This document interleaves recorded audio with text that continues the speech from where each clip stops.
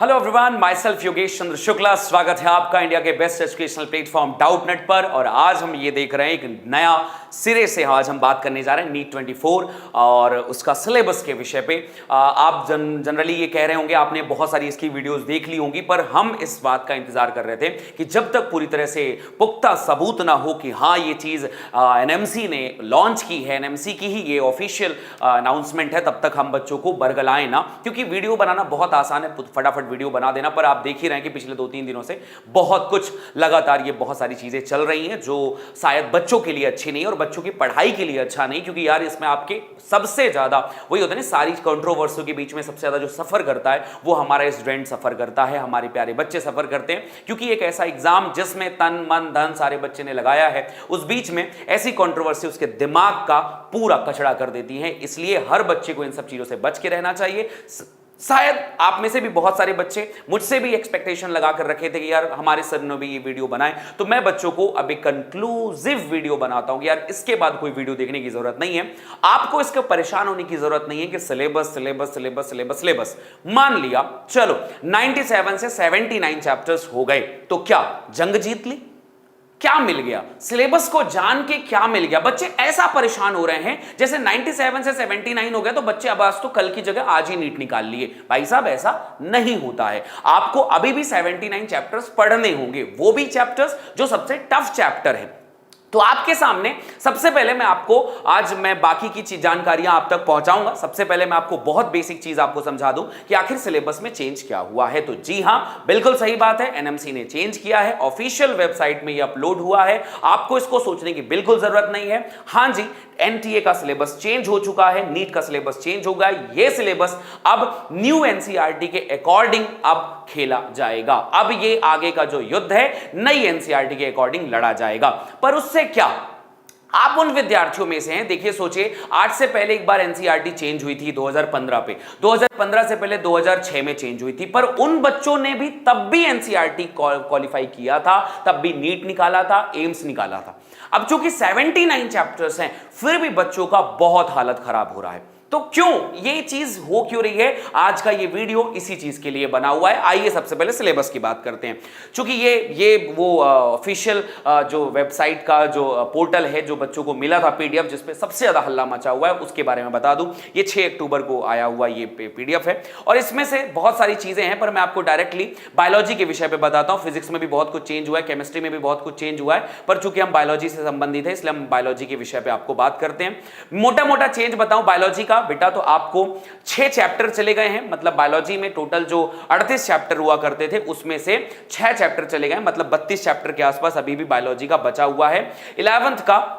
11th का जो section है हमारा, उसमें से बहुत सारी चीजें 3 चैप्टर चले गए हैं। 12th वाले सेक्शन से 3 चैप्टर चले गए हैं, बीच में टॉपिक भी चले गए। जैसे खासकर आप देखेंगे तो एक बड़ा चेंज दिखाई देगा। पहला जो यूनिट था डाइवर्सिटी वाला, इसमें टेक्सोनॉमिकल एड्स, वो कुंजी, हर्बेरियम वगैरह वगैरह, ये सारा सिलेबस से हट गया है। तो ये बहुत बड़ा टॉपिक आपका चला गया है। नई एनसीईआरटी परचेस करनी होगी आपको, नई एनसीईआरटी के अकॉर्डिंग आपको पढ़ना होगा ये सारी चीजें, ठीक है। स्ट्रक्चरल ऑर्गेनाइजेशन वाले चैप्टर से अब पहले कॉकरोच, अर्थवर्म सब कुछ था, केवल फ्रॉग आपको पढ़ना है, बाकी चीजें आपको इसमें से नहीं पढ़नी। बहुत बड़ा चीज और भी हटा दिया गया है। स्ट्रक्चरल ऑर्गेनाइजेशन वाले चैप्टर से तो हटाया गया है। सेल यूनिट, मॉर्फोलॉजी वाला जो चैप्टर आता है, इसमें जो तीसरा सेल स्ट्रक्चर वाला जो टॉपिक है, इसमें लगभग कोई खास चेंज अभी नहीं आया है। प्लांट फिजियोलॉजी से 2 चैप्टर हटा दिए गए हैं। उनमें से पहला चैप्टर ये है पादप में परिवहन और दूसरा खनिज पोषण। ये 2 चैप्टर हटा दिए गए हैं। अच्छे चैप्टर थे, फिर भी बच्चों टॉपिक में हटा दिए गए हैं। ह्यूमन फिजियोलॉजी में से पाचन एवं अवशोषण वाला चैप्टर हटा दिया गया है। ये सारे चैप्टर्स आजकल अभी 10th के सिलेबस में बहुत कुछ पढ़ने को मिलता है, तो इसलिए सारी चीजें शायद 10th में शिफ्ट कर दी हैं और ये नीट वाले बच्चों के लिए 12th में उतनी जरूरी नहीं है। अब इनके ऊपर सवाल कितने आएंगे ये नहीं आएंगे मैं अब ये नहीं कह सकता, क्योंकि जब तक नीट का 1 साल का पेपर नहीं हो जाता, क्योंकि जहां तक मैं जानता हूं एक बार एनसीईआरटी 2006 में चेंज हुई थी और 2015 तक उसके सवाल आते थे। तो मैं ये कहूंगा जनरली बच्चों को कि एक बेसिक नॉलेज इन चैप्टर्स का जरूर रखें, क्योंकि ये चैप्टर्स बहुत इजी चैप्टर हुआ करते थे, ऐसा कुछ बहुत कठिन चैप्टर नहीं थे। तो इनका एक बेसिक नॉलेज रखें और मेरा पर्सनल सजेशन है एग्जाम जाने से पहले एक आध बार हल्का हल्का ही सही पढ़ के जरूर रखें, क्योंकि अभी जब तक 1 आध साल नीट जैसे बहुत साल तक आपने देखा होगा कि फ्रॉग सिलेबस में नहीं था, अर्थवॉर्म सिलेबस में नहीं था, लेकिन फिर भी उसके पार्ट बहुत सारे सिलेबस में आते थे, एग्जाम में क्वेश्चन आ जाता था। तो इसलिए सवाल आएंगे कि नहीं आएंगे ये मैं बहुत कुछ नहीं कह सकता, क्योंकि एक आध दो सवाल ही सही अगर आ गए तो ये आपके लिए बहुत बड़ा ड्रॉबैक हो जाएगा। इसलिए एग्जाम में जाने से पहले कम ही सही, ज्यादा फोकस होकर ना सही, लेकिन एक बार जरूर पढ़ लें, क्योंकि आपके सीनियर्स ने भी तो पढ़ा है, तो आप एक बार पढ़ लीजिएगा। इसके अलावा अगर हम 12th के सिलेबस में पहुंचे, रिप्रोडक्शन इन ऑर्गेनिज्म छोटा चैप्टर था, बहुत बेसिक सा चैप्टर था, एक बार भी रीड करके बच्चे कवर कर सकते थे, ये भी बच्चे पढ़ सकते हैं। और कहीं ना कहीं ये चैप्टर्स में है, क्योंकि मैं आपको बता रहा हूं बेटा, इसके क्वेश्चंस आ जाएंगे और बहुत सारे बच्चे हल्ला करने लग जाएंगे, सर ये तो सिलेबस से हट गया, फिर भी आ गया। सिलेबस से हट के इसलिए हटा दिया गया क्योंकि कहीं ना कहीं इसका इन्वॉल्वमेंट था, ऑलरेडी इन्वॉल्वमेंट था, इसलिए उसको हटा दिया गया। ठीक है, जैसे ब्लड वाला टॉपिक, बोन्स वाला टॉपिक, वो बोन्स में भी, ब्लड में भी पढ़ता था इंसान, और स्ट्रक्चरल ऑर्गेनाइजेशन में भी पढ़ता था, तो ये बड़ी दिक्कत थी, इसलिए उन चीजों को हटा दिया गया है।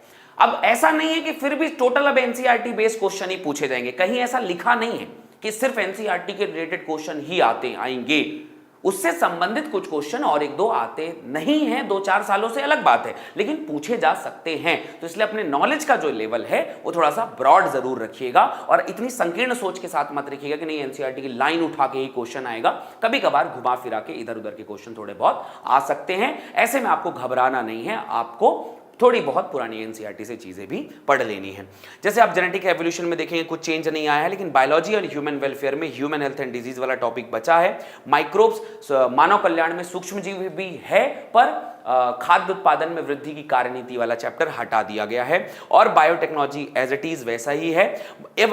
इकोलॉजी वाले चैप्टर में से पर्यावरण के मुद्दे वाला टॉपिक हटा दिया गया है, चैप्टर हटा दिया गया है। हालांकि इनके बीच बीच में से कुछ टॉपिक भी हटा दिए गए हैं, जैसे मैं बाद में एक डिटेल वीडियो बनाकर आपको पहुंचा दूंगा नई एनसीईआरटी में। जैसे आप देखेंगे तो अनुक्रमण वाला टॉपिक है वो हटा दिया गया है, फॉस्फोरस साइकिल ये वाले टॉपिक हटा दिए गए हैं, बहुत कुछ हटा दिया गया है इनके बीच में से भी, लेकिन हम उसको अलग से विषय पे बात करेंगे। तो ये रहा हमारा सिलेबस, और मेरा पर्सनल बच्चों के साथ ये मेरा सजेशन बच्चों के लिए है कि बच्चे ज्यादातर चीजों को अभी थोड़ा बहुत पढ़ते रहें, और थोड़ा बहुत जो चीजों को छोटी छोटी चीजें हैं, जो चैप्टर है हट गए हैं, वो छोटी छोटी ही चीजें हैं, उसको एग्जाम के आखिरी के लिए बचा लें। अगर आपके पास वक्त मिलता है तो आप उसे पढ़ लें, एक बार मौका दे दीजिएगा, और नहीं मिलता है तो आप उसे नहीं भी पढ़ेंगे तो कोई बहुत बड़ा लोड नहीं होगा।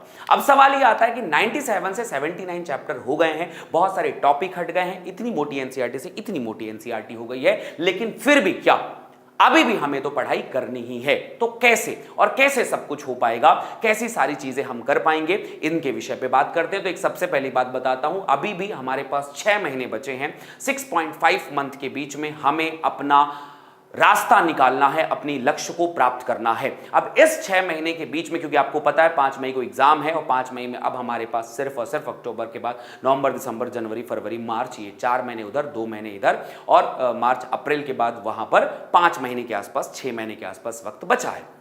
अब इन 6 महीने में हमें करना क्या है, आपको आकलन करना होगा, आज सीखना होगा कि यार मेरा जो भविष्य है वो डॉक्टर बनना है। तो आप सभी, मैं कमेंट सेक्शन पे एक लिंक दे रहा हूं, उस लिंक पे हर चैप्टर के मॉक टेस्ट मैंने बच्चों को दिए हुए हैं, मॉक टेस्ट जाकर दीजिए, क्योंकि आपका उद्देश्य डॉक्टर बनना है, पर उसके लिए आप मेहनत नहीं कर रहे हैं, ये बहुत मुश्किल की बात है, और आप उसके लिए सोच भी नहीं रहे हैं। तो सारे बच्चे, सबसे पहले मैं आपसे यही कहूंगा कि क्लास की लिंक है, लिंक पे एक मॉक टेस्ट की लिंक डाल दी है मैंने, हर बच्चे को यह फील देखने के लिए कि क्या सच में आप में पावर है। हर चैप्टर की लिंक है, फिजिक्स की, केमिस्ट्री की, बायोलॉजी की स्पेशली है। आप जाइए उस लिंक पे, गूगल फॉर्म फिल करिए, और वहां पर जाकर आंसर देने की कोशिश करिए, क्योंकि एक बार कह रहा हूं, 1000 बार कहता रहूंगा, जीवन के आखिरी क्षण तक मैं कहता रहूंगा कि नीट बिना प्रश्न बनाए नहीं निकल सकता। प्रश्न वहां पूछे जाएंगे, यहां भी पूछा जाएगा, आप उस कसौटी में खुद को कसेंगे तो ही जाकर आपका सिलेक्शन होगा। तो मॉक टेस्ट जरूर ज्वाइन करिए। दूसरी सबसे इंपॉर्टेंट बात,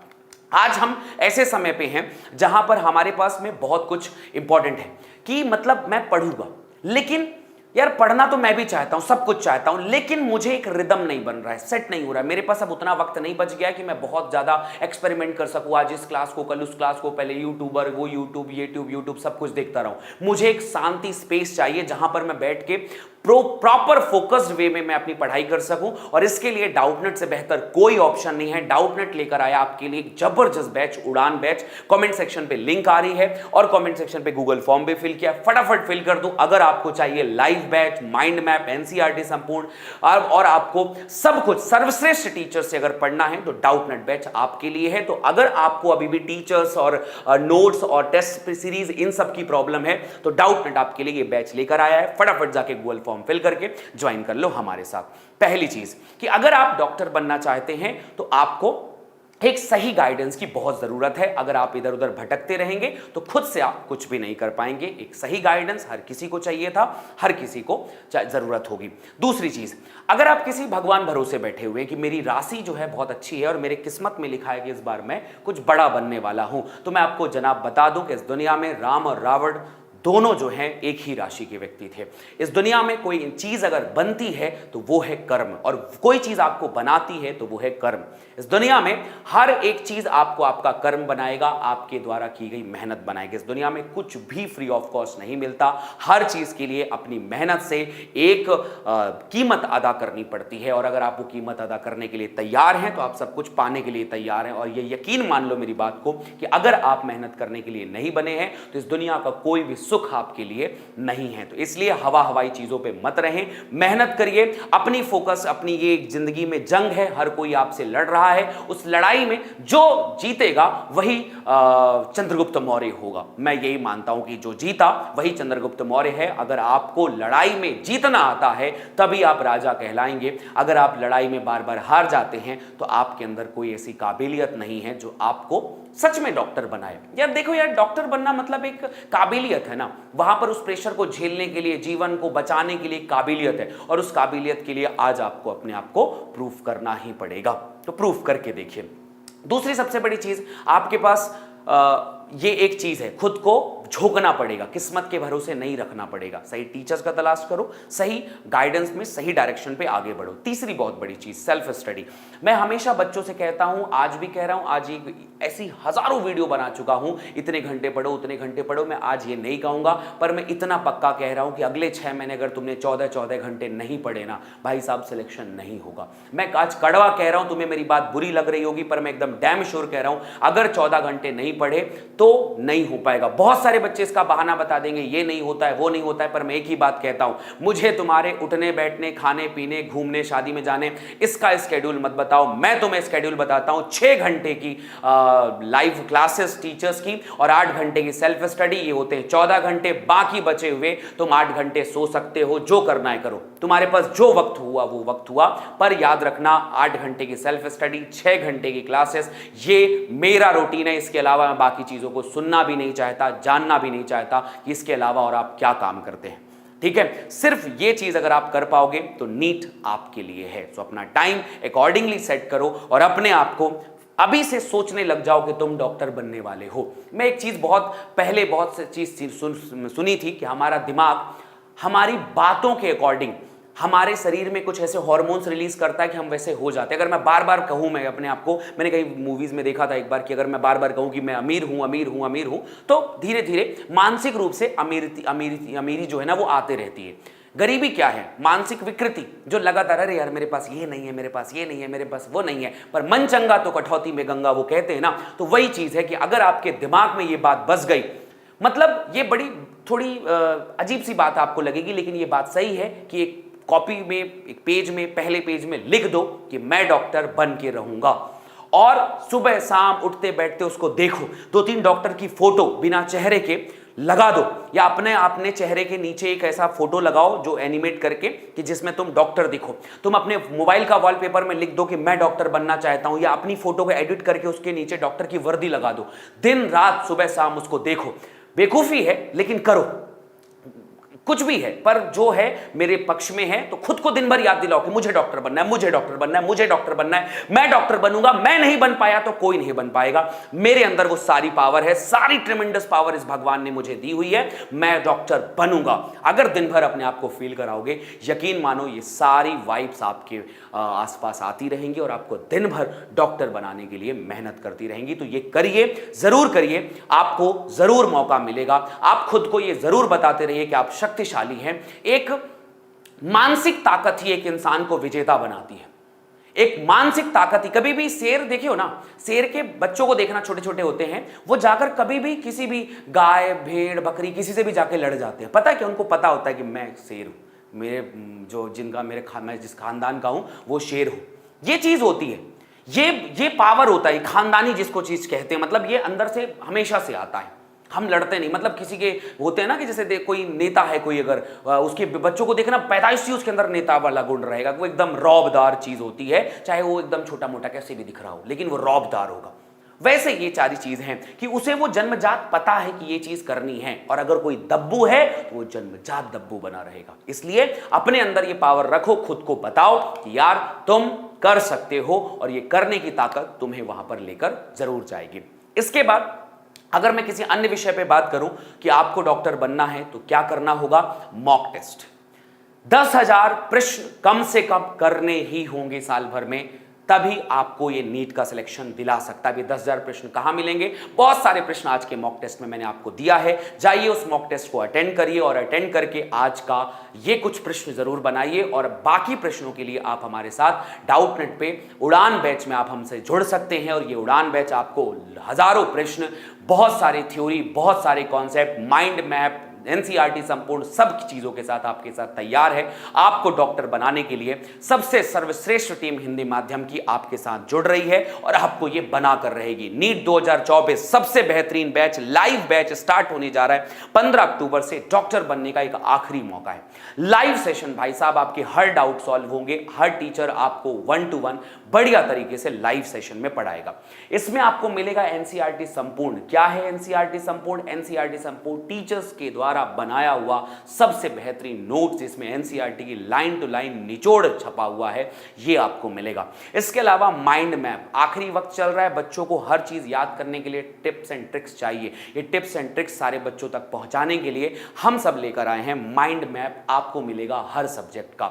इसके अलावा NCERT pattern based mock test, हर बार कहता हूं, आज भी कह रहा हूं, जीवन के अंतिम क्षण तक कहता रहूंगा, बिना मॉक टेस्ट नहीं कल्याण होगा आपका। इसे जरूर अटेंड करो, और ये सारी चीज आपको उड़ान बैच में मिलेगी। प्रैक्टिस क्वेश्चन, अगेन वही बात, जितना ज्यादा प्रैक्टिस क्वेश्चन आप सॉल्व करते जाएंगे, करत करत अभ्यास जड़ मत हो सुजान, और आवत जावत रसरी कहते हैं बनाते जाए निशान, ऐसी कुछ कहानी है ना। तो वही बात है कि पत्थर पे भी निशान बनते हैं, शिला पे भी निशान बनते हैं, हमने आसमानों में भी सुराख देखे हैं। तो यार एक तबीयत से पत्थर उछालो यारो, वही पत्थर आपको उछालना है, प्रैक्टिस करनी है, अभ्यास करना है सर्वश्रेष्ठ एग्जाम के लिए। और ये मिलेगा आपको 2,999 रुपए में, मात्र 2,999 रुपए की ये बैच आपको मिलेगी, लेकिन केवल और केवल 15 अक्टूबर तक। याद रखना, कॉल करना है 01247158250 पे, या फिर कमेंट सेक्शन पे गूगल फॉर्म में जाकर फिल करो और ज्वाइन कर लो हमारी सबसे सुनहरी बैच, जिसका नाम है उड़ान बैच। आप सभी का बहुत स्वागत है। ये सारे टीचर्स बाहें पसारे आपका इंतजार कर रहे हैं आपको डॉक्टर बनाने के वास्ते। आप आइए, हम सब मिलकर आपके सपनों को पूरा करेंगे, और आपके जीवन की सबसे बड़ी उड़ान को, जिसे आपने सपने में सोचा हुआ था, अब सच कर देंगे आपके सभी सपनों को। तो thank you so much guys, अपना बहुत ध्यान रखें, अपने आप को डॉक्टर मान लीजिए, क्योंकि अगर आपने सोचा है तो हम करके जरूर दिखाएंगे। Love you all guys. Session को लाइक करें, चैनल को सब्सक्राइब कर दें, अपने दोस्तों के साथ भी शेयर करिए, और कमेंट सेक्शन की जो लिंक है उसे जरूर फिल करें। Thank you, bye bye.